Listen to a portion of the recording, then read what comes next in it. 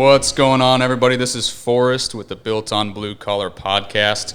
We are back home in the studio, Dallas area, with Scott Madill and Jeff Dean with Dal Dirt, which has been a good partner of ours since last year, a little bit halfway through last year, or kind of 3/4 of the way probably. Yeah, something like that. Halfway. 8 or 9 months now, so it's been a lot of fun working with them. We've got the whiskey, we've got some Crown Royal. We've got some select barrel Jack Daniels, and we are enjoying it. So that's a lot of fun. So we just wanted to kind of pick these two brains here in the dirt industry and kind of just get their experience, kind of get how they got to starting the company and kind of their relationship together. So, so we'll start off with you, Scott. Where did you start in the industry? It was, I guess, probably back in 2010. Got out of college and then jumped right into the oil field, operating equipment, and kind of progressed through there with several different companies. And I want to say 2013, moved down from Pennsylvania to Texas, started working with a heavy civil company down here for 3 years, jumped to another heavy civil company. That was short-lived. It was a larger corporation that just wasn't quite the right fit, and then went on to another civil company, doing more commercial, residential, multifamily. And then from there, it was 2018 when we connected. Mm-hmm. So you and Jeff met in 2018? Yeah. And it was just the utility side at that time, right? Right. We were just starting the dirt division. Okay. So did you start the dirt division before you met Scott? We did. Okay. And then did you guys know each other prior to? We did not. No. So you guys just met randomly, and you were like, "Hey, run my notchkin." It was headhunter. Yeah. Oh, okay. Nice. I had to pay for him. You know? Yeah. Did you? Was it worth it? Just say no. No. Come on, Scott. Is it ever really worth it to have to pay for it? I mean, come on. I don't know. It depends on the first few people we find for you guys. Hopefully, right. Hopefully they're better than Scott. No, Please, we're find my replacement. Right now, we're looking for somebody to replace Scott, so Scott can go on vacation for the rest of his life. That's right. Same with Jeff. No. Right. I am looking for that replacement. He's already got his Hawaiian Friday shirt on. And it's only Thursday, so. I thought today was Friday though, for real. So I am backwards a little bit. Well, we're drinking some whiskey, and it's not too late. Normally we do these podcasts in the evening, but it's only like 12:45, so we're enjoying ourselves here. I'll think it's Saturday here and a couple more drinks. So. Yeah. I wasn't really ready. It was a little early, and I was like, I should have drank a little bit before the podcast because my mind, I'm kind of all over. You got to get a good primer on before you do anything like this. Yeah, absolutely. Well, anyway, so Scott, you came down. You were in Pennsylvania in the oil field. Yes. Okay. So what company did you work up there with? Was it a big company or?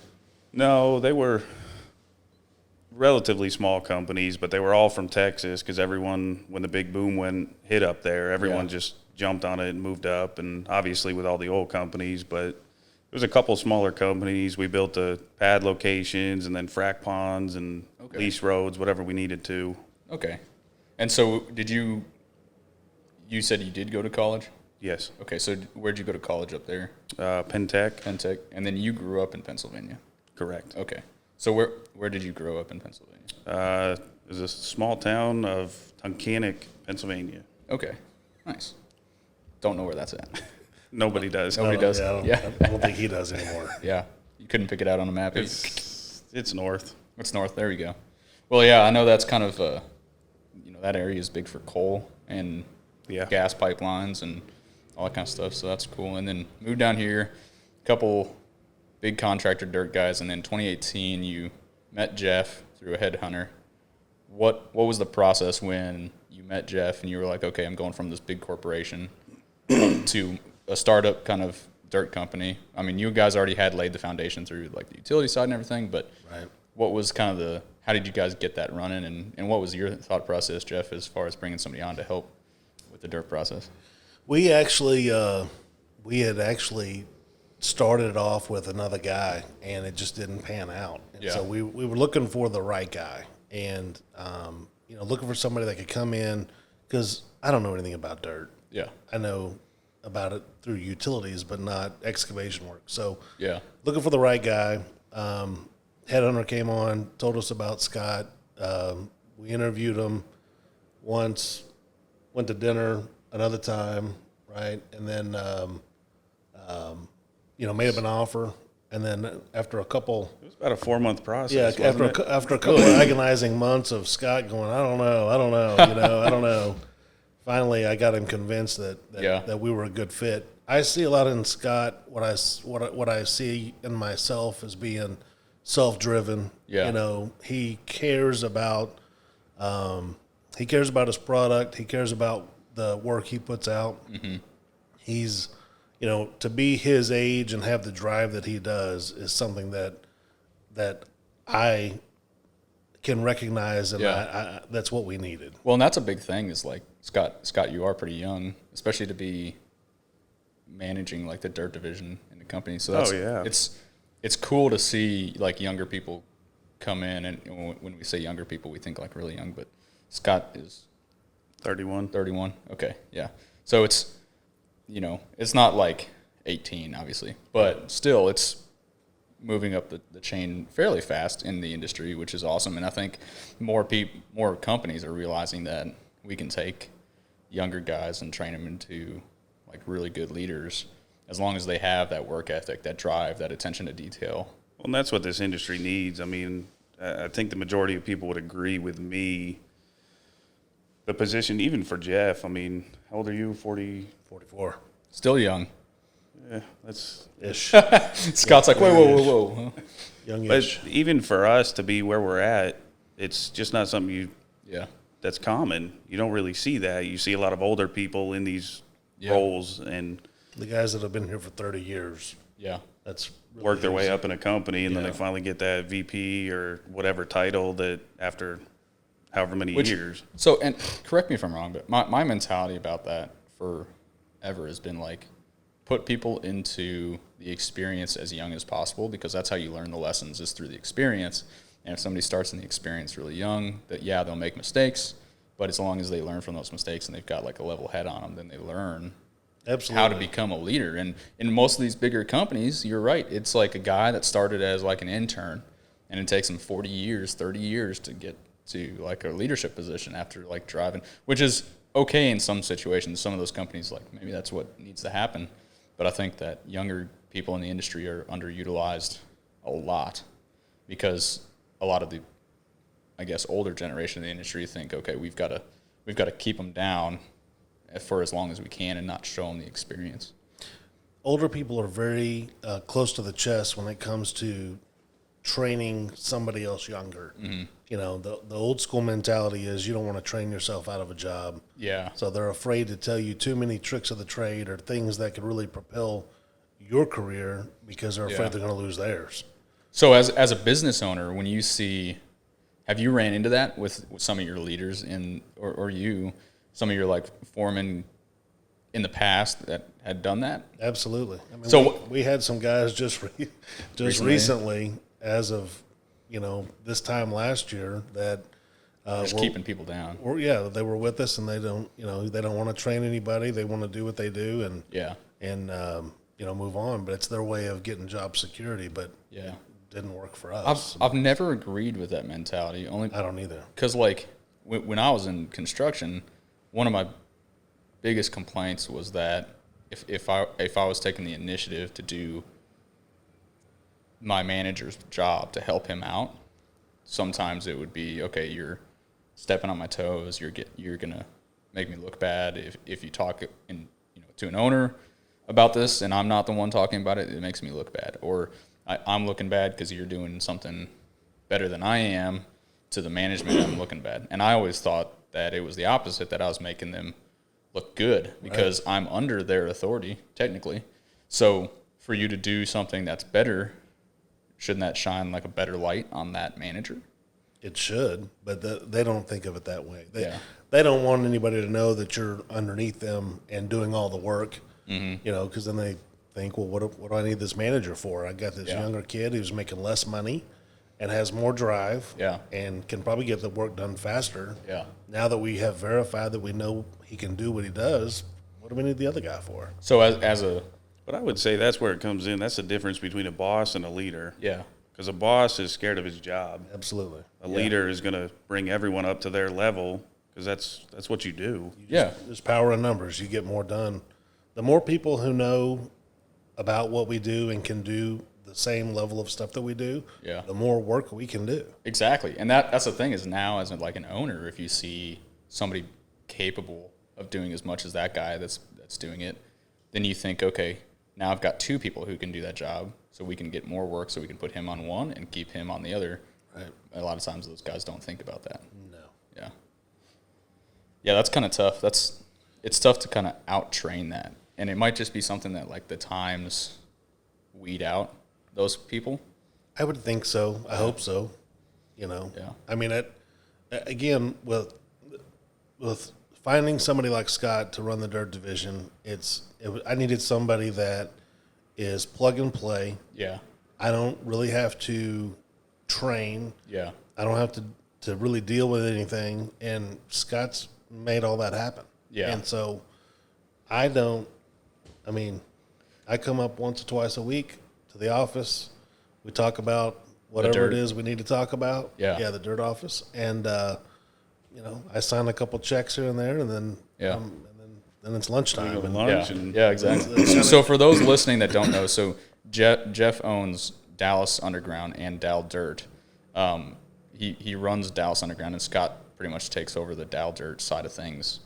Right. And Scott's now an owner in dirt too. Okay.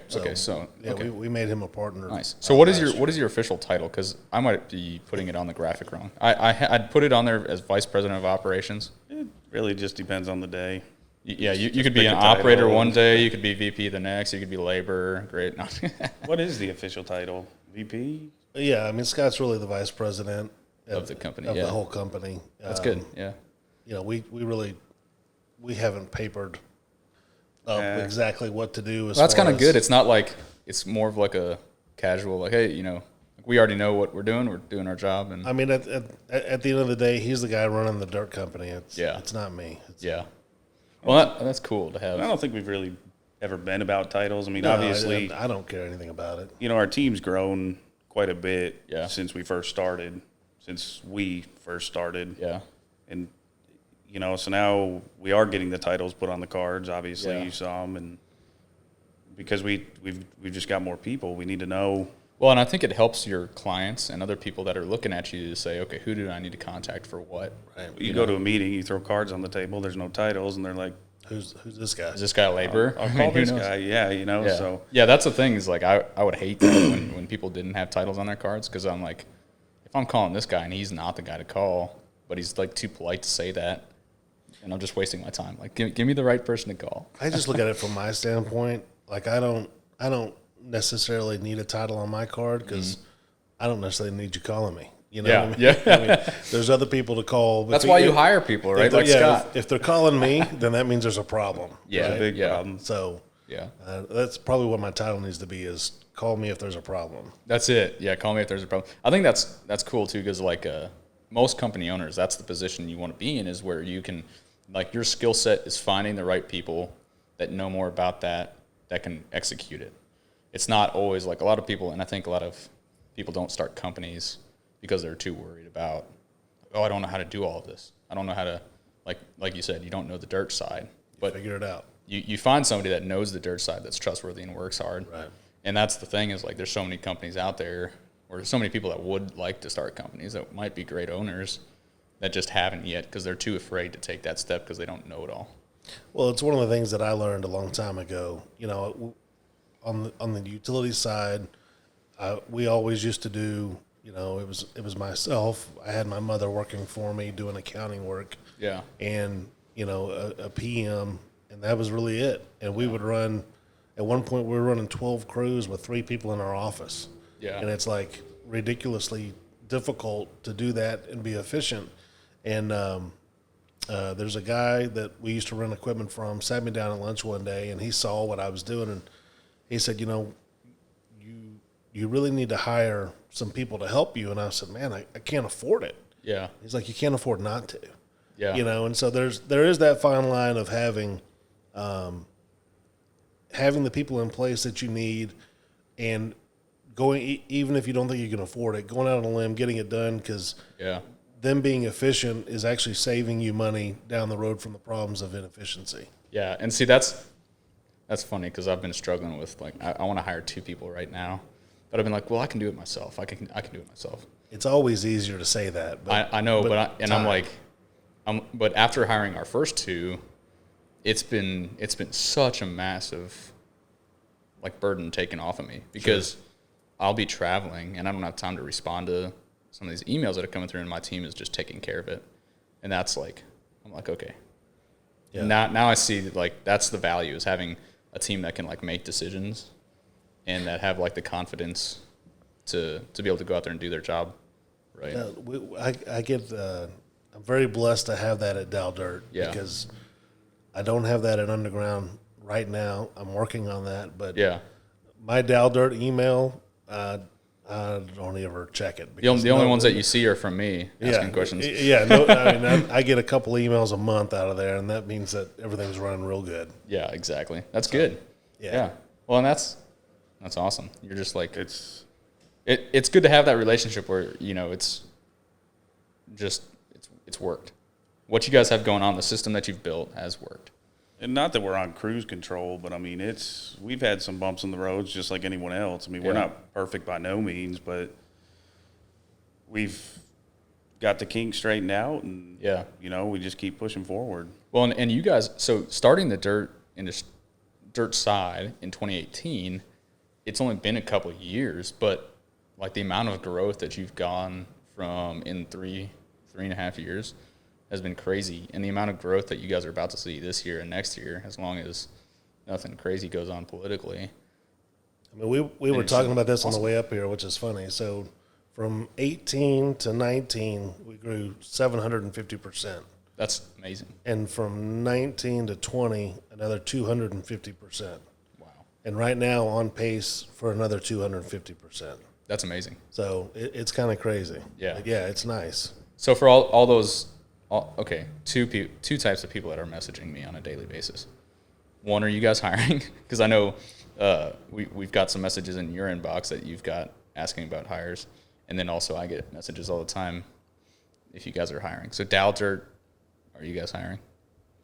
Not today, okay, but with everything that's coming down the pipeline. Maybe soon. Yeah. Okay. So just keep an eye out for those who are listening that would like. Just keep an eye out. Don't get discouraged. I mean, it's one of those things that, like, if you need them, you need them. Right. And at that point, you can grow. But right now, it's not happened yet. And unfortunately, everything comes to my inbox. Mm-hmm. So, you know, we're busy every day dealing contracts, just current projects, whatever. And I don't always have time to respond. Yeah. So if I don't respond, don't get discouraged. Just send another email, another message on. Be persistent. Yeah. Well, and so the other question that I get on Instagram a lot is, who is Dal Dirt?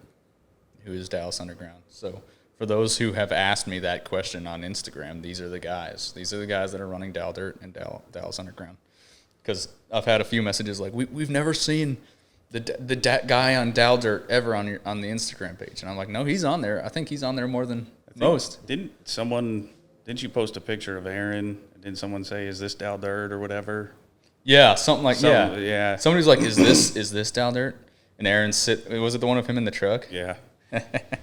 This is the guy. No, it's don't tell Aaron that. Yeah, he's an important piece to it, but yeah, Aaron's an awesome guy. But yeah, no, Scott is running Dal Dirt. So for those, and what's funny is after I got that message, they were like, we've never seen them on there. And it's because we don't do a lot of interviews with you guys in the videos, which we're trying to get to. We're trying to get more interview, I think, this next couple days. I think we're good for the year with this one, right? After the podcast, you guys are like, no more talking. Behind the scenes guy, you know? Yeah. No, we need to get you guys on interviews. Everybody's asking, but no, yeah. I think I counted the photos, and I didn't realize that I posted more photos of you in the photo. And it wasn't like necessarily photos of you, but you had, like, through our profile, we had posted a lot of photos with you tagged in it, and they were like, "Where's the Dal Dirt guy?" And I'm like, "He's in there. You just got to search for him." Where's Waldo? Yeah, exactly. Because nobody knows, but now they do. So About the same size as Waldo. Let's be nice on this. We're drinking whiskey. What are you talking I've about? already hurt his feelings twice today, he said. Oh, so, no. yeah, I've Yikes. got to be careful now. What was it? You said I'm not personable, and what was the other one? There's another dig. I don't know. It was on the car right up here. I forgot now. There you go. You gotta at least poke it every once in a while. Oh, yeah. To have a good relationship, you got to make fun of them. That's one of the things that I think he's learned about me and I've learned about him. Because Scott's got a very dry personality. He knows that. He's very open about that. There's number 3.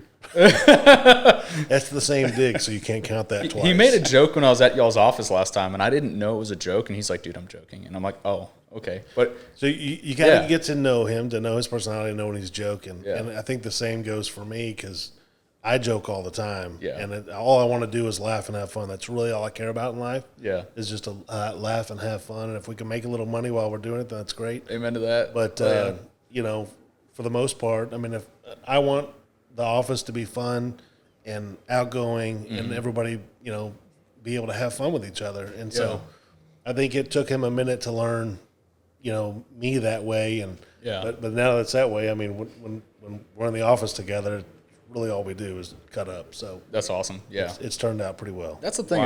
While working. While working, yeah. No, come on. I'm While drinking, no, just kidding. No, yeah. No, that's the thing is like if you can't have fun at your job, you're not going to be good at it. I think. Right. I mean, you're there half your life. Yeah. You know, or more. I mean, yeah, sometimes more. sometimes you're there for like 18 hours a day, and you're just like, did I really spend 18 hours doing that? Should I be doing that? Scott's like, I've never worked 18 hours. I was going to say, I was waiting on him to say something. Give him a look. No. There's been times where I'd wake up at 6, whatever, and I'd have an email from Jeff at 2:30 in the morning, or he'd wake up at, you know, whatever time, and there'd be an email from me. Just we definitely put the hours in. Yeah. You trying to keep it cool? No, dude, that whiskey's so strong it's eating right through this coffee cup. Look at this. See how moist it is? That's crazy. Yeah. So I'm putting it in my coffee cup. That's metal. Hopefully it won't eat through that, right? No, that's some good stuff.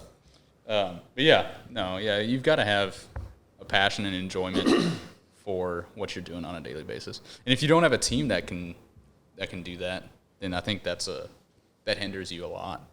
It does. You know, because there's always like that one guy that's like, no, this is work. I'm gonna, you know, and it's like, yeah, that's a good personality, but at the same time, like we want you to work and we want you to do your job. But And I think at this point, I mean, I would say we've got the right team. Oh, yeah. Yeah. With our estimators, project manager, I mean, our takeoff guys, we've built a good relationship with everybody. Yeah. Yeah. That's having a good relationship with your team is important. So it's been 3 years for Dal Dirt. We've kind of gone through the history, and then we've gone through a little bit about, I guess, the inside the office kind of feel. So when you're looking for people to bring on, what are some of the qualities that you guys, both of you guys, that you look at for like a superintendent or a foreman or even an operator or even a laborer? Like, what are some of the biggest qualities? So the topic of this podcast is dirt work and the reality of it. So a lot of companies out there love to preach their rainbows and butterflies and everything's easy. It's not. You know, there's a reality to dirt work. There's a reality to construction, that it's a tough industry. But at the same time, you want to have that fun like we were talking about.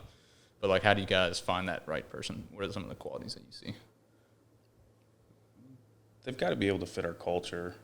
I mean, we like to have fun, but when shit needs to be done, let's get it done. Yeah. So it's definitely got to fit within our team that we currently have. You know, good references. Yeah. The DFW heavy civil industry is only so big. It's an extremely small world. Yeah. So we typically know where they came from. We know someone that's there that can say yay or nay or whatever, and you know we've got a lot of connections where we can do that. Yeah. So that definitely helps. Just where they've been before and how they've acted. Yeah. Are they a good operator? Are they not? You know, they're asking for X amount. What are you paying them now? What's the... Yeah. And I think that's hard as like a business owner nowadays, especially in the construction field. Construction is hurting for people. So sometimes the people that are looking, they know that they can just like negotiate. And at that point, it's kind of like a red flag for a company. Like, why are they trying to take advantage of the company already? We get a lot of that where we've got guys here currently that will come to us and say, hey, I'm leaving. You know, my last day is going to be Friday. And we're like, well, wait a minute, what happened? Yeah, Well, were we doing something wrong? He's giving me a quarter more. Like, what? Like, come on, let's talk about this. You didn't even come to us and approach us, you know, with it. Yeah. And I think our mentality is, correct me if I'm wrong, but you're going to leave me for a quarter more? Don't come back. Don't come back when they don't have the work to support you. Well, and see, that's kind of so obviously that's the biggest thing we hear from contractors across the United States is how do we retain employees better, where that, like, you know, we have got so many people leaving us for like $1 or more, or, you know, half $1 more. And, you know, like what we're trying to do as far as like Eagle Eye goes is help provide like an environment. And you guys already have that there at Dal Dirt and Dallas Underground, but like an environment that says, okay, our company has such a good culture and such a good value that people of the right mind and that realize the value that we have are not going to go somewhere else for more money. Like, they'll come to us and ask us, but like the point is to keep people on because we've got such a good culture here and we have fun, but we can work, and that's the value, is the enjoyment in life and not just, you know, the company itself. There's a purpose for everything. Sure. So, I mean, I don't think our turnover is great at all right now, and it hadn't really been. We still have the same core group of guys that we started with. yeah. So you guys don't have like a lot of turnover. It's just those few guys that like, and some people in the industry, that's kind of, it weeds those people out too, is the ones that are just like, I'm just here for the money. Like, I don't give a crap about the culture. I don't care about the people that I'm here with or anything. I'm just here for the money. I'll jump around as many times as I need to gain that money. But even the little things, I think, help. I mean, we'll throw parties, a couple parties a year, you know, barbecues, whatever. We incentivize.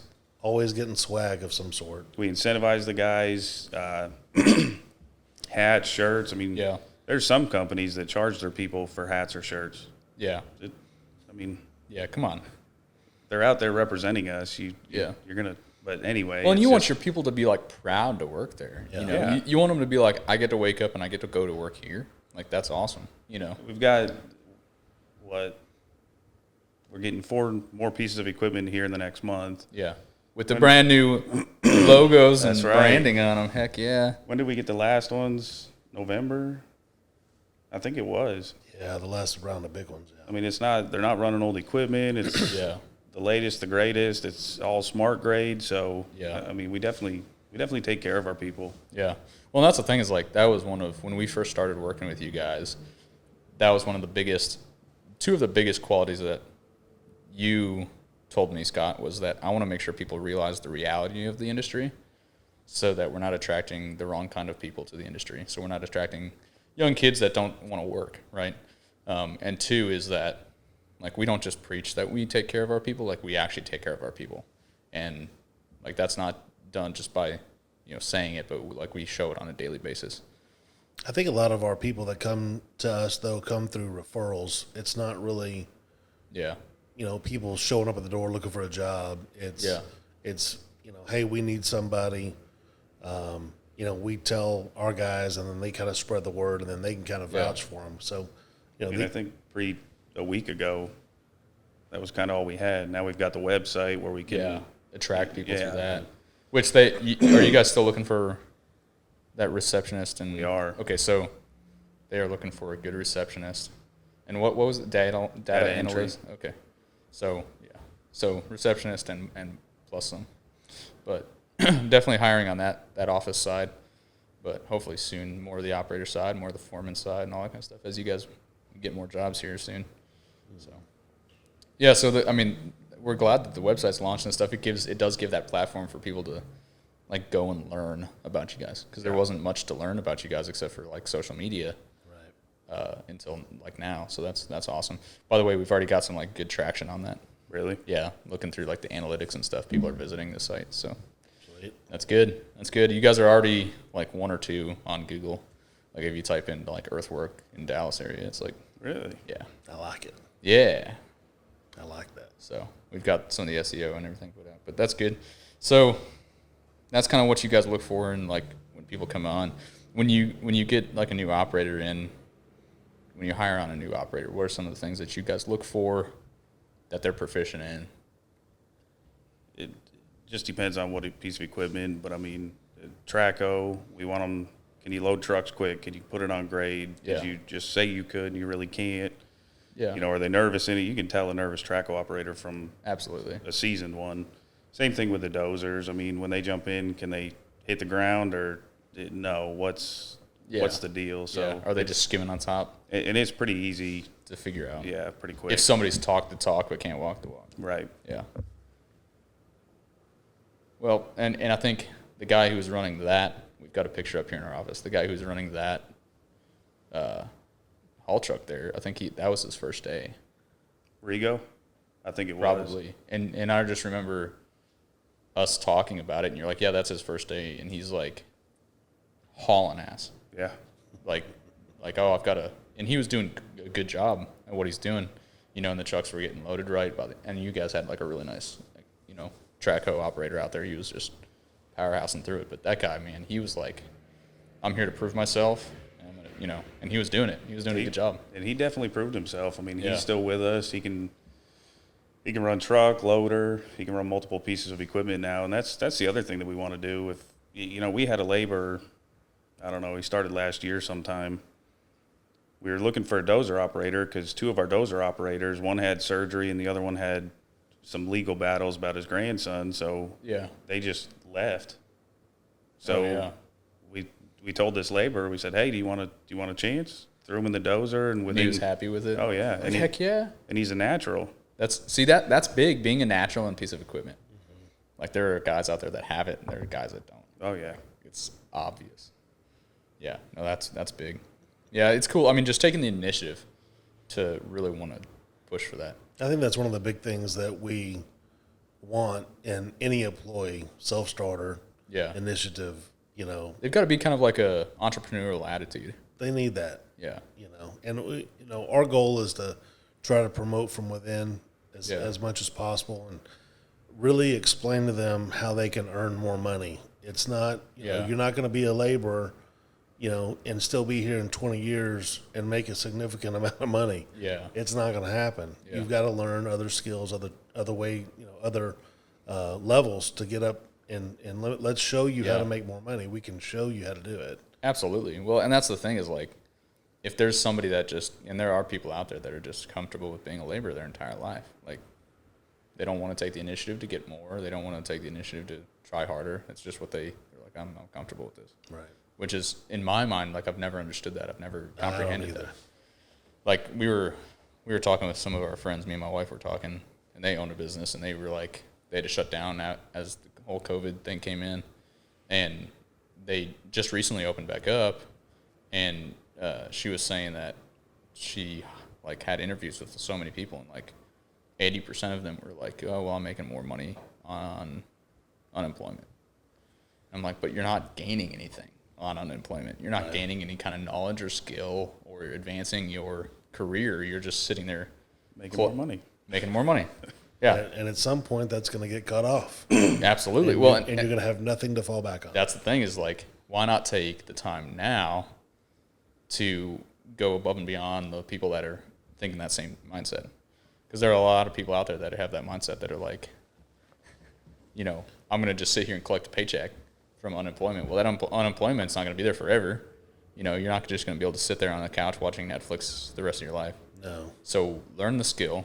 Be better than the guy that you're competing against. And the jobs won't be there either. Yeah. Because the go-getters will go get the jobs. Get the jobs, yeah. And eventually that unemployment check is going to run out, and you're going to be SOL.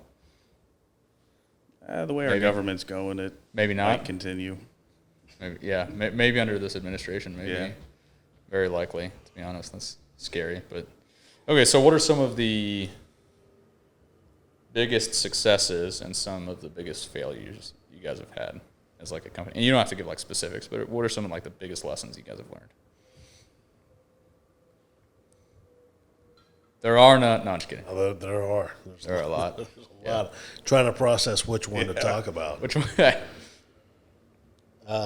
Which victory you're talking about, or which? No, I'm just kidding. I mean, I've been doing this on my own since 2009, so Yeah.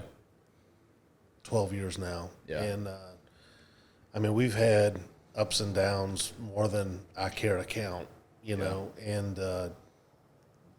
I've learned a lot about how to have more victories than losses. Yeah. Over the course of the years, and ultimately, I just think that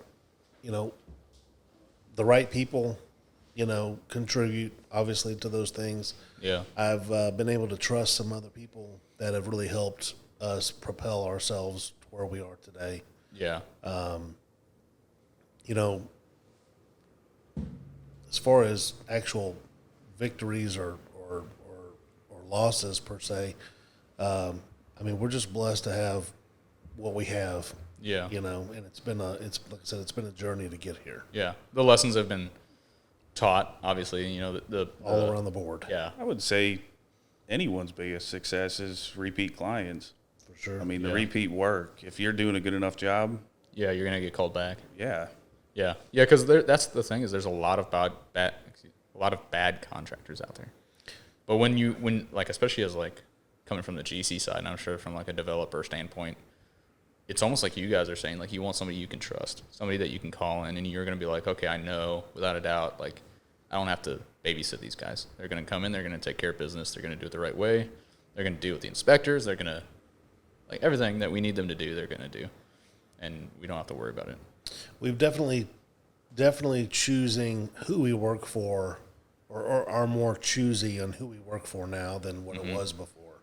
Used to, it's Take every job we can. Take every job you can. Yeah. And because that's what keeps you floating, right away. Right. And we're not there anymore. Yeah. Now you can choose, because some of those are way more of a headache, and you realize the value in not taking on that client. Most of our losses are from jobs that we necessarily didn't need to be doing. Yeah. Either they're not paying you fast enough, or they're trying to change order the crap out of you, Right. or they're making you fix other people's issues, or throwing the contract in your face. So here's a question. How often do you have a general contractor just throw the contract in your face first thing? Not as much anymore, I bet, because you guys are choosing those clients. Right. It's gone away. I haven't had that happen in a long time. That's good. We Because really a bad haven't. contractor will do, or a bad GC will do that. Yeah, they live and die by that contract. And at the very first, The second you question what they're asking you, they're like, hey, wait, in the contract. yeah, if you read your contract, Scope of work, item 15. 4.3.2.9 says XYZ, and you're like, really? I mean, I just asked you about this. You got to talk about a contract. We're not even talking about that. Well, so for all those like GC people out there, like it's like, I know I used to be trained to do that. Like, by bad project managers, they'd be like, throw the contract in their face every time. And I'm like, no, I'm not going to do that. Like, and I'd get in trouble because I would try to like talk with them and like build a relationship, and I'd be out in the field with them, and I was supposed to be throwing the contract in their face. And I was like, that's not how you get them to do anything. You don't get them to appreciate you and bend over backwards and create a relationship if you're just constantly throwing a contract in their face. And those are the ones that we don't bid to anymore. Yeah, yeah. As you should. I mean, those are the general contractors that aren't doing it right. I mean, you've got the GCs that'll just throw it in your face. You got the GCs that'll say, hey, you got time to meet tomorrow? Yeah, sure. You go out, hey, per your contract, this is what it says. Can we work something out? Yeah, let's try to work it out. Yeah. But when you throw it in our face, I mean, that just... Well, even like calling you out and talking about it. Like, I think if I have to tell you, 8 to 10 times, then I'll throw it in your face. But if it's like a big argument and they're trying to hide something, then I'll be like, okay, now I have to bring up the contract. I didn't want to, but now I have to. But if it's just like the first, second time, and you're just like, look, guys, we know you guys are swamped, we're swamped, we're trying to get the schedule done, let's work things out, then with a good contractor, they'll work it out, and with a good general contractor, they'll work it out. But I think that's one of the downfalls for general contractors, they're too quick. Yeah, like I said, it's been a really long time since I've had somebody say, refer to your contract on something. Yeah. Thank goodness. Yeah, that's good. Yeah, you find out who you like to work with fast. Yeah. And who you don't like to work with. And sometimes, like, there's just the contractor that's going to try and get you to bid every single job and then take your number and then leave. Shop you. Got that too. Yeah. Quite a bit. Yeah. Well, we just want to talk our usual guy down. Right. We want your price to be really low so that we can go to our guy that we like and say, hey, match this guy's number. That's a pain in the butt. It is a pain. Yeah. So learning who to do business with, that's a good one. And then just learning the lessons through the years, of course. So any like major victories? No major victories, just kind of happy to be doing what you're doing, blessed to be where you're at. Yeah, I think so. Yeah. Yeah, I mean, nothing major that really stands out. Yeah. As a win. I mean, we've got a couple repeat clients where we've done the majority of their work in the past couple of years. I would say that's a major victory. Just being able to build those relationships. Honestly, it's all about relationships. I mean, if they know how you work, you know how they work, the price is there, everything's good, then it works. And life will be good. Yeah. I mean, it's a testament to the field guys that we've got that the work speaks for itself. Yeah. We're not the low guy every time. We're still getting the work. Yeah. And that just tells us they trust us to do it. They don't mind paying a little bit more for it. They know it's going to be done right. They know it's going to be done right and done on time or early, and that's what they're looking for. Because at the end of the day, the faster they can turn it over, the more money they make too. Yeah, for sure. So have you guys ever had a job where you guys have like really failed on the schedule, or was it? I mean, for the most part, you guys are slamming these out fast. Like me going out there, I'm just like, wow. I don't know there's anything that we really failed on schedule. We've actually had some guys that we've had some side bets on. Can we get it done when we say we can? Yeah, and then you win the bet. That's awesome. we've actually finised ahead of schedule on several of those. I mean, y'all work fast. I mean, when I go out there, I'm always amazed at how much you guys can get done. Just because, most dirt contractors that I ever worked with when I was a GC, they just piddled around. our guys are talented. They know you can send any one of our guys over there to, cut grade on the pad to get ready for flex base or whatever. Yeah. He's going to go over there. He's going to take care of it, but he's looking around all the time. Someone that's cutting the parking, they might need help, or there might be a foot of cut when, only thought there were 6 inches, whatever. He'll go over there, assist with that, and then jump back to his deal. I mean, our guys work as a team. I mean, that's what we pride ourselves in, is teamwork. Yeah. Just, if he's failing, it's only hurting me or us. So help him. Just help. Yeah, absolutely. Yeah, I think that's huge, is just like having the eye of teamwork. Not everybody has that. They'll just pay attention to their own thing. They're kind of like, they got horse blinders on. But having a team that's like, okay, he's struggling over there, let's help him, and then get this done together. Yeah. And that's one of our core values at Eagle Eye, is like, win as a team, lose as a team. If we all lose, we're all going to lose, as a company. If we see somebody struggling and we help them, we're going to win as a team, and that's like extremely important. But it kind of goes back to what you were asking about employees, specifically what we look for. If you got a dozer operator that's out there and all of a sudden there's nothing else for him to do on the dozer, we need the guy that's going to get off the dozer and go jump in another piece of equipment or grab the shovel or whatever it takes to get the job done. Yeah. And those are the guys that we've got. Yeah, that's awesome. Yeah, no, y'all's, every time I go out there, they're busting their butt, and they do a good job out there. And I think that's cool because we get to show it off for you guys, is show off how well they're doing. I mean, we love it because it's all about the guys. Yeah. They're the ones that are creating the success. I'm not doing it. That's for sure. Yeah. You don't want me operating equipment, I assure you. They'll have to come back and fix everything after Absolutely, and they have. When I've just test it around. Maybe once a year, I'll say, you know what, get out of the way, let me get in there, and I'll get in there, and by the time They're all off the side laughing. they're excited when I leave because they can go back to work and fix what I did That's and get funny. on back down to it again. That's good that you know that, though. They don't. Yeah. Oh yeah. I'll be the first to admit that.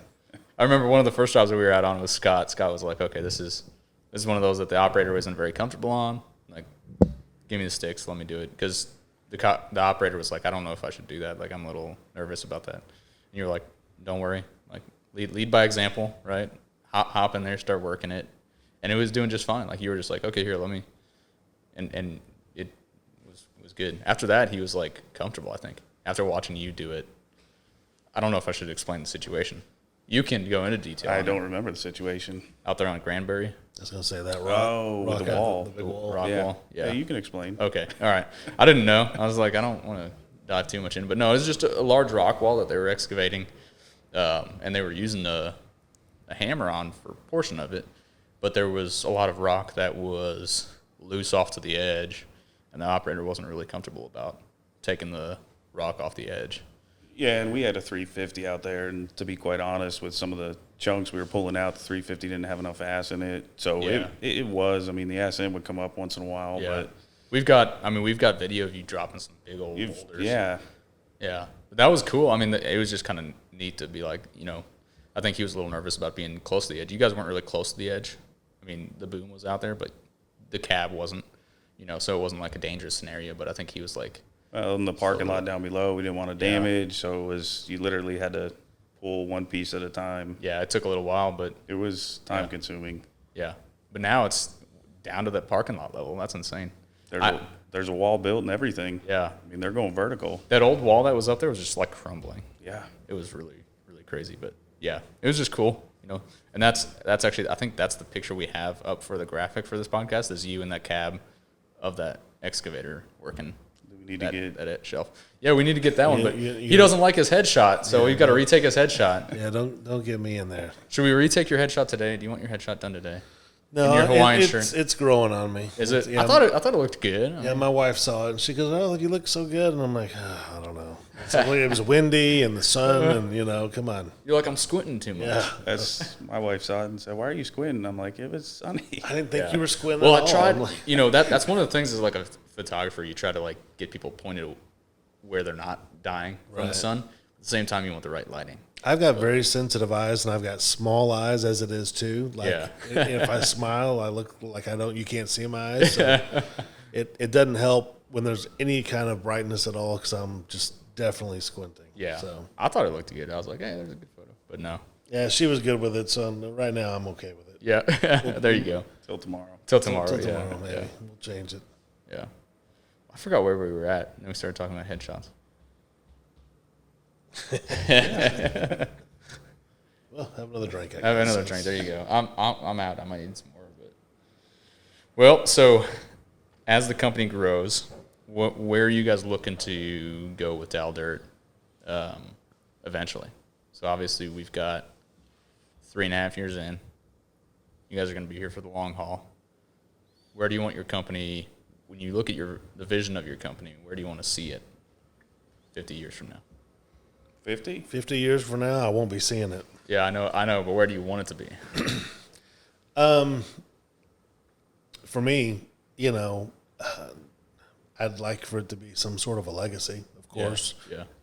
There's pride involved, but as I get older, and my deal with Scott is that as I get older, you'll start buying me out piece by piece, and until I can retire. Yeah. Because this is my retirement. So I don't do investments. I don't do IRAs and all that. I did that for a long time, and I figured out I can make more money Investing in a business. betting on myself. Yep.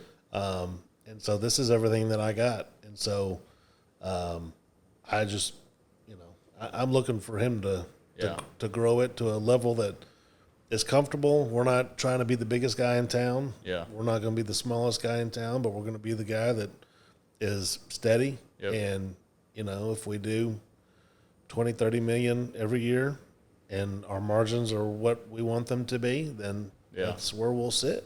Yeah. And You want consistency. just consistency. Yeah.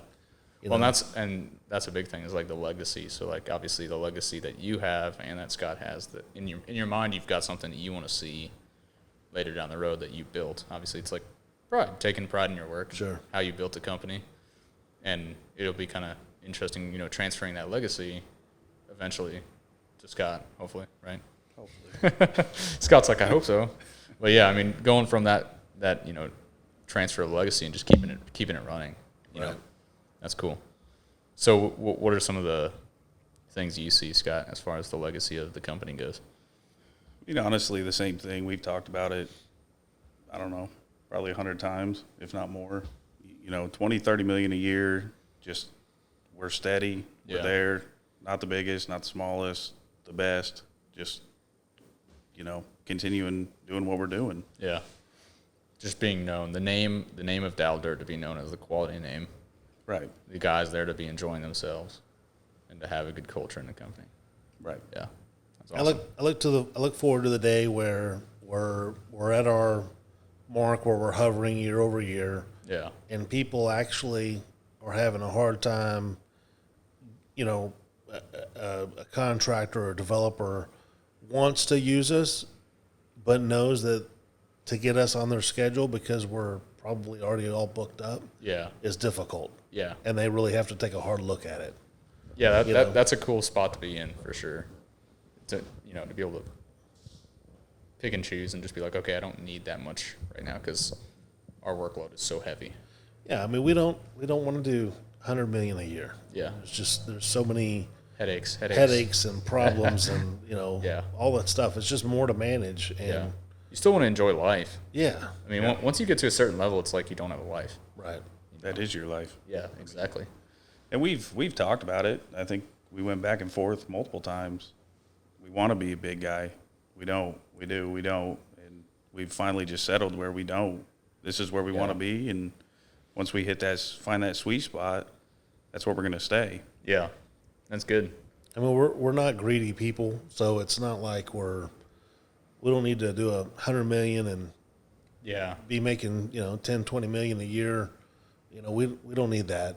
yeah, I don't know what I would do with it if I had it. So yeah. Honestly, right? I could figure it out, I'm sure. But You could always buy another yacht, right? yeah, I mean, Sail across the world. planes, something. Yeah. But, just something to where it makes a good living for Scott and I and everybody, downstream. We're very giving. Like I said, we're not greedy. So if we're making money, everybody that works for us is making money. Yeah, you want to see the benefit of your people, Right. For sure. Yeah, We like to see them grow. yeah. And that's something like as I'm starting to grow business is like I want to create like an environment that people like really enjoy going to, and then I also want to create something that's just like fun and cool. So like, instead of just the usual day, like what can I give our people that's like not something any other company's going to give? Experiences is one of them. Having cool experiences is important. But yeah. Well, so in your day-to-day job, Scott, what are some of the things that you have to deal with on a day-to-day? A lot of coordination with the owner, a lot of coordination with the field. What are some of your day-to-day like activities? What are some of the struggles? Some of the like real raw stuff that you deal with, I mean, good and bad. That's what with this is all about. Dealing with the field, you've got, we're not perfect. No one's perfect. We're all human. You've got issues in the field. It may not be from our people. It might be from the GC side or from whatever, but you encounter these issues and you just got to hit them head on. Yeah. You've got to go after them, figure out the best way to address that situation and move forward. Same thing, like I said, on the GC side too, there might be things that they throw in your lap or whatever that, hey, we need this figured out, and just figure it out and go. Yeah.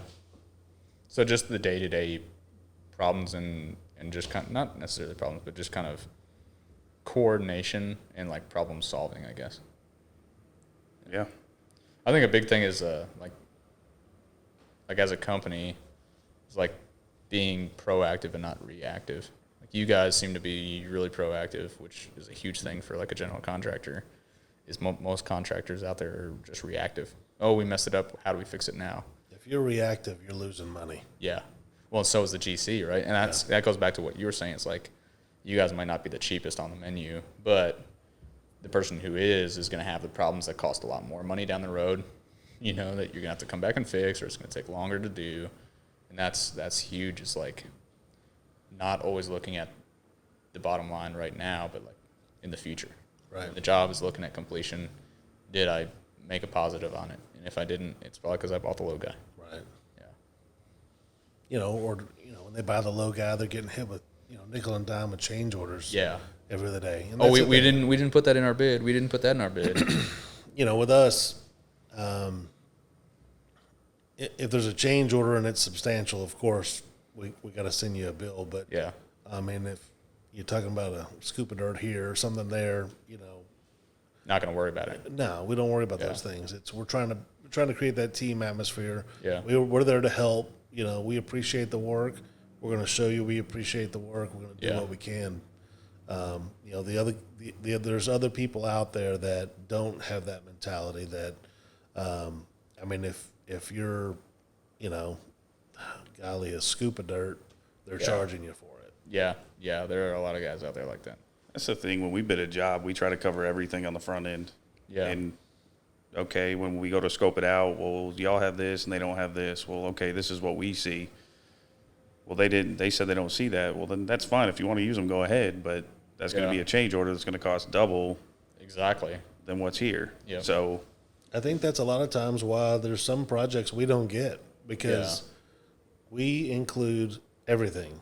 And we outline exactly what it is that we include. And if they go back and there's a competitor that says it's a import when we say it's an export, we believe in our guys and our estimators. Absolutely. And if they say it's an export, it's an export. For sure. And, you got to believe in your process. You do. And I think that's why there's some stuff we haven't gotten. But that's also, on the flip side, the reason why we've gotten a lot of work, because some of our clients have hired other guys and they end up getting change ordered to death. And so we've actually been hired to come in and finish their work. Yeah. A couple different occasions. And you'll find that like a good project manager with the general contractor will start asking you guys why you're more. Like, what are we missing on these other bids that you included? Right. And why did they miss them on theirs? And then you guys will end up getting those jobs, which means that you're working with a quality contract rather than a non-quality contract, because the PM is actually taking the initiative and putting some work into looking into what's happening. Because there's a lot of PMs that'll go out there and just like fly by the seat of their pants, and they won't bid a job until like the last second, and they'll get the bids in. And they'll be like, okay, just go with the low guy. I don't have time to deal with it. And it's like, no, don't go with the low guy. Like, ask them questions, do your job. But yeah. Well, what else makes your job interesting? Nothing else? What do you guys have? Dealing with this guy every day. Yeah. He's so fortunate. Yeah. Right? Well, I mean, it seems like it's working so far. So eventually we'll have to get Jeff back out here just to talk utilities with us. But today was just kind of dirt work and reality of it, and just talking about, as far as from the leadership side of things, how the company operates, what the company's looking for, where they're going later down the road, and the qualities that they look in employees and issues and all that kind of stuff, which I think any kind of good company out there is going to be similar to what you guys have, said. I think if you're anywhere in the country and you're looking for a quality contractor to go learn and be part of as part of the family, looking for these kind of qualities are extremely important. And I feel like we've got to showcase this, just like a lot of people are doing now. Yeah. Because you can go to college for 4 years because this job requires a bachelor's degree, but you're not going to make that much money. You can come in our industry for 4 years, make more than what they're going to make coming out, and be further along. Absolutely. So it's the degree is good for some people, and then other people it's like not worth it, because you can't learn this in college. No, well, and that's one of the things. Like, for a while, I always questioned whether I should have dropped out of college or just like stayed in it. And by far, hands down, I'm glad I dropped out of college. because all my friends were coming out of college with a degree, and I already had 4 years of experience, and they were starting off fresh. They had no idea what was going on, and I had already been there and experienced it for that amount of time. I didn't go to college. So Yeah. Well, that's the thing is like worked out for me. you don't need to in this industry. You know, I know more intelligent people that didn't go to college than those that have a degree because I think like getting a degree teaches you how to be a good worker, maybe. I think But the entrepreneurial attitude isn't always there. It's not pushed. a lot of things. You get a lot of degrees. You know, obviously doctor, lawyer, high profile, white Those are collar important. type stuff. Yeah, Yeah. that's important. You got to go to school. You need the training, but Yeah. at the end of the day, a doctor, right? You're going through 8 years of school. You're learning details. You know how to identify things, but you don't really know how to operate on somebody until you operate on somebody. Honestly. Well, And and then you they've start got your residency and the whole 9 yeah. yards. You Then know? they got $750,000 in debt. Right, that's true too. Very true. Yeah, but, I mean, you know, and there's some things. So I get it. There's some Yeah. things that require that, but in our industry and for a lot of industries, not just our industry, yeah, you're going to get your training on the job. absolutely. You know, and you're going to learn more. The things, you know, you can go to school for, I don't know, whatever. Yeah. But then when you get on the job, they're teaching you something completely different Yeah. on how they want their things done. Or you never even touch the things you learned on in Right. college. Like, you never pick them up ever again. You learned them, you studied them, you got a good test grade, whatever, and then you get in the field and it's like completely predicates opposite. and injunctions and stuff like that in English. Yeah. Exactly. Exactly. Yeah, there you go. Scout's like, what? Yeah. I mean, if advice for anyone out there, if you want to do something, go to a trade school. Yeah. Learn the basics of the trade. Yeah. And then whether it's framing, whether it's, sheet metal, whatever, welder, go to a trade school and then get in the field as soon as you're done. Yeah. I mean, Well, and it's not impossible to go to a trade school and work. right. Sure. You know, a lot that's- of people do it. That's why I dropped out, was because I was working 40 hours a week plus going to school, and my guidance counselor was like, school's not going to teach you anything that you're not already learning. You know, a lot of things I think that why people require a degree for a position is moreover to show that guy or girl has got discipline to finish something. Yeah. Yeah. You know, they went to school, they got a degree, they stuck it out for 4 years. Yep. That's got to say something about their character. So, Yeah. you know, they're probably a good fit. Yeah. Or they're willing to take a chance on them to hire them. Yeah. But at the end of the day, our industry especially, we don't need that. Yeah. Well, and that's the thing. As long as you can learn it on the job, you're probably going to be good. There are some industries, like we had to talk with Jacob that was, mining. He's got mining engineering degree, and that's needed for where he's at, because there's a lot of like important, I guess, mining techniques and Sure. knowledge that you need to know that they don't really. You'll probably learn those on the job, but to like manage like a large quarry, like you need some. You got to have your basics. Yeah. You need your basics first. And I think they were like, yeah, the degree is important to get in at this age, but you don't need it. You can stay here and learn the stuff through the years and then get into that position. But so for like some industries, it makes sense. Some other industries, it really doesn't. You just don't need it. I mean, if you want to go, by all means, have the fun in college and enjoy your time. But, if you're one of those people like me that was like, I hate college. I didn't get along with the people in college. It was in the city. I didn't get along with people from the city. I just didn't have the same mentality. I was like, this just isn't for me. I hated every second of it. Yeah. So I dropped out. It's not for everyone. I literally went for 3 years and I got 12 credit hours to show for it. Yeah, yeah. That's how my college career went. You were too busy drinking some whiskey. Back then it was like Keystone Light because I couldn't afford it. No natty? No natty? No, I skipped right over Natty. Went straight to Keystone. We used to have on St. Patty's Day, it was green natty light. It was the worst tasting beer you could have in your life. But you still drank it. You still drank it. It was St. Patrick's Day, so you had to, right? Different deal. They didn't have regular colored natty light on that day. They were like a dye green just for fun. No, that was disgusting. But yeah, well, cool. I had another question in my mind, and then I just completely forgot it. Oh, that's what it is. So since we've been taking content for you guys and we've been kind of showing off the company overall and kind of like showing off on social media, I think it's y'all social media has grown a lot through the content.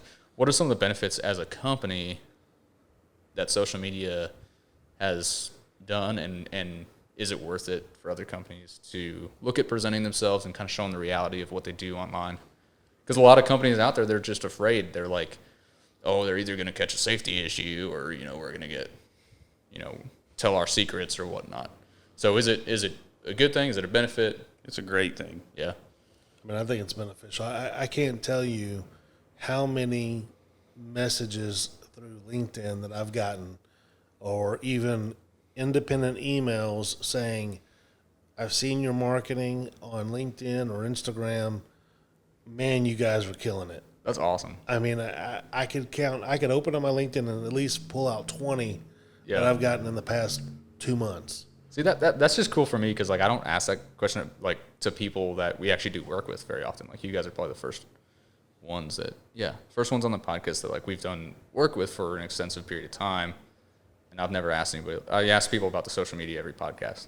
It's kind of funny how things change. I mean, when you're first starting a business, you're starting the companies, it's hard to get accounts with people, or they'll give you this or that. And as we've showcased our work, who we are, people see we're a legit company. Now the roles have been switched to where now they're reaching out to us. Hey, can we get your business? Hey, can we whatever, Instead of having to chase those people down. Yeah. Well, what about for, like, employee aspects? So driving employees to your company. Obviously you've gotten messages on Instagram about people wanting to. We've gotten several on Instagram, a couple through the website with email. But again, I mean, you could say it does. Benefits that way too. I mean, I've got a project manager on the utility side that we just hired a couple months ago that completely found us through social media. That's awesome. And saw our branding and said, I got to go there. Yeah. Well, because I think it tells, like, one, you guys aren't afraid to show off what you guys are doing, so you guys have to have, like, a decent culture. Because somebody with a bad culture isn't going to be like, let's show that bad culture off, right? But, like, somebody that's, like, taking the reality, like we're talking about in this podcast, of the industry, the good and the bad, and showing it off. But overall, we're having a good time. We treat our people right, and, this is what we do for a living, and we love it. It's our pride. So that's cool. That's really awesome. I think it's funny, people that are wanting to do it or people that are doing it, you'll get the naysayers on there that just have a negative comment. Yeah. And it's like, always. Just don't pay attention to them. Yeah, you don't like the way we're doing things? Too bad. Right. Change the channel. Do you remember that guy that messaged me and I sent you? Do. And I guess that's one benefit of having us as doing your marketing. But he messaged me and he was like, you're doing this unsafe, and this unsafe. And I sent him a message back. I was like, can you explain to me why they're doing that unsafe? And he's like, it's just against OSHA. And I had to explain to him why it wasn't. Yeah. And he's like, he messaged me back and he was like, oh, you must really take pride in, like, what you do for them. Like, I thank you for explaining why they were doing it this way. We didn't know. And I'm like, that's the issue, is, like, people can see it online. They don't understand the situation. Right. They're not sitting there in the seat. Like, what looks like is wrong online isn't actually wrong. Yeah, pictures can be deceiving too. Absolutely. So, and like, I think one of the things was, he was like, oh, that trench is too deep. And I'm like, not per OSHA. OSHA says it has to be over 6 foot. It's not even near 6 foot deep for, like, just stop. Yeah. Just stop talking. But no, it's just funny. Yeah, you get those guys on there that just, either they're safety auditors, not really, but just, like, want to be. Yeah. Or they want just to be able to tell you how to do something. Yeah. And all you're getting is that little snapshot of what's going on there. You don't know the background. You don't. Yeah. So exactly. That's the thing, is that a lot of people online, they don't know because they're not sitting there. They're not doing it. So I think that's a big problem. But like you said, just don't respond to those people. They're just trolls. Yeah, exactly. And in that case, I responded to him because I was just like, you don't know what you're talking about. But it's interesting how they want to see the pictures. They want to see what we're doing. Yep. And they complain about it. But then they complain about it. Yeah. And if they really didn't care, they wouldn't look. Yeah. Or exactly. complain. Well, there was one comment. I think it was on yours again, and one guy was like, "Why is he wearing a mask?" Just because it was like your one guy, like, none of you guys really care about the mask mandate or whatever. No. But one of your guys had one on because maybe the GC had told him to put it on or whatever, and he was just like, "Why is he wearing it?" And I'm like, "I don't know. I'm not that guy. Like, why do you expect me to tell you why he's wearing that? I'm not him." Right. What is your point? We are in Texas. Yeah. It does get hot. And our guys, I mean, even pre-COVID, pre all this crap. Yeah, the dust. And they wear the neck gaiters up to their eyes, sunglasses, then hard hat. Absolutely. I mean, it's it was 1 to block the sun, 2 to block the dust. I mean, it's got a use for that stuff, but it was like, well, it's COVID, and I don't agree with the mask mandate, so why has he got it? I'm like, I don't agree with it either, but who gives a crap? Right. Like, it's his life. He can do whatever the hell he wants. Yeah. I mean, it's just funny. You always get those guys. Maybe he was the guy that's on unemployment, and that's all he's got That's to do. probably, yeah. I mean, it was like midday, like, you're not working yourself. I don't know. Maybe he's listening to this podcast, and he'll rip me a new one when he hears this. Probably. I don't know. I don't care. But anyway, it's still midway through the day, and you guys need to get back to work with a little bit of whiskey in you. So we'll end it here since we got the social media aspect of things. I'm glad that it's all going well. Their website is up, so you can go check them out at Dal Dirt, DAL Dirt.com. And what else? Where else can they reach you guys if they want to know anything? Instagram. There you go. Scott Madill, Jeff Dean, thank you for coming on. Thanks for having us. Yeah.